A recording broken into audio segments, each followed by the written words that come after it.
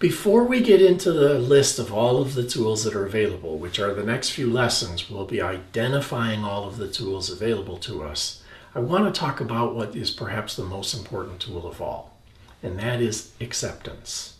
Acceptance is something that we all need to work on for the rest of our lives. I learned about acceptance about 25 years ago. I was running a retirement home, and I had a woman there that I really was in love with. Her name was Martha Stein. She was 92 years old, and she was so wise and taught me so much that I still hold her dear in my heart.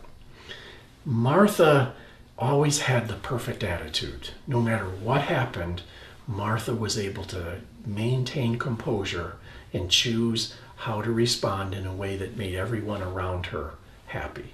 She was gifted at that. I used to go to her as often as I could. I had 104 residents that I needed to make sure I stayed in contact with, but every spare time I had, I tried to spend with Martha.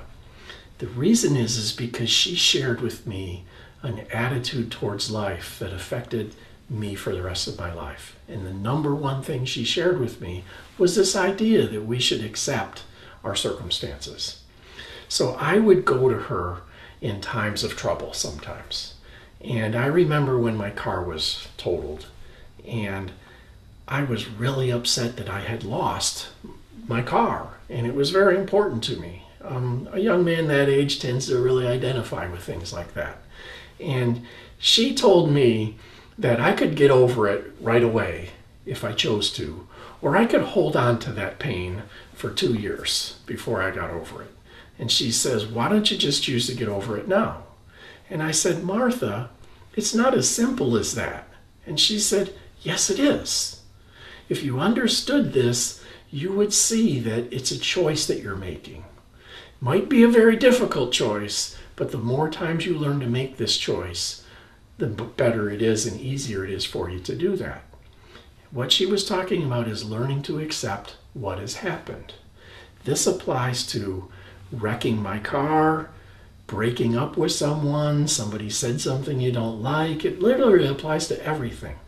We can choose how we're going to respond to that. We can choose either to accept it or to resist it. And we resist it, that's what causes our suffering. She taught me this at a young enough age that I had time to work on this. She taught me in a way that is so profound for me that I think about it regularly. What happened was is she called me one day and sounded pretty scared. So I went up to her room to see how she was, and she's a 92-year-old, incredibly frail old lady. And I got to the door and she opened the door, and I said, how are you? What's the matter? And she said, Tom, I'm really afraid. I think I'm going to die. And remember, I was not diagnosed, and I was kind of a smart-ass kid. And I'm not proud of this statement. But I kind of turned to her and I said, well, Martha, this is great. And she looked at me kind of puzzled. And I said, you've been telling me that you can choose how to respond to every situation. Prove it to me. And she looked kind of puzzled for a second, and then she started to laugh. And she invited me in, and she said, you're right. I can even choose now. And we spent about an hour together and had a wonderful time together. And then I had to go back to work. And then later that night I was sleeping, and I woke up in the middle of the night, and I thought, Martha's dying. And I thought about driving in, and I'm so sad that I didn't drive in at the moment. But I did notice what time it was and made a note of that. And the next day when I get in, sure enough, Martha had died. And her family was with her. And I'm really saddened that I wasn't with her at the time, because I still have her in my heart all of these years. She proved to me that even in the face of death, we can choose how to respond to it. Now that's something that the saints do. That's something that only the best examples of humanity have been able to do, is no matter what circumstances, they could choose how to respond. If you think about it, That's what I'm talking about in self-mastery. That's why that is such an important concept to me, because I have a real experience of what that means to me.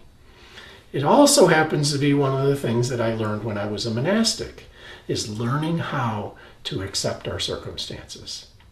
So because that's such an important topic personally to me, I made that a fundamental part of our program from the beginning.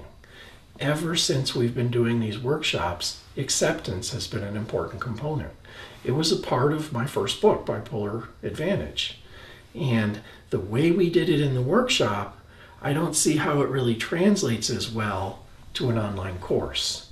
We're going to set up a forum where people can do the discussion, but it's not the same as what we were doing in the workshop. What we were doing and still do in our workshops is we break people up into groups of 3 or 4.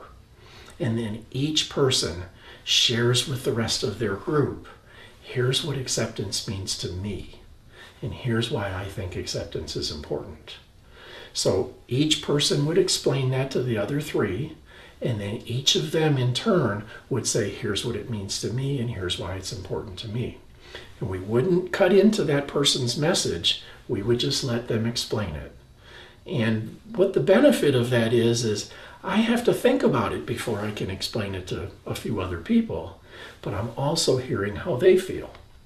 So at the end of that group now comes to consensus, and they write out a statement that says our consensus from hearing each of us and thinking about it and talking it out, that experience as a group produces a joint statement.